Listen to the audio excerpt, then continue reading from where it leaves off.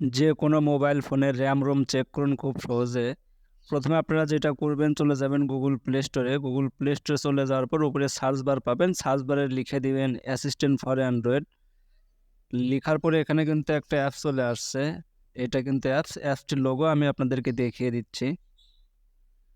এটি কিন্তু অ্যাপসটির লোগো, এটা দেখে অবশ্যই আপনারা ইনস্টল করে নেবেন।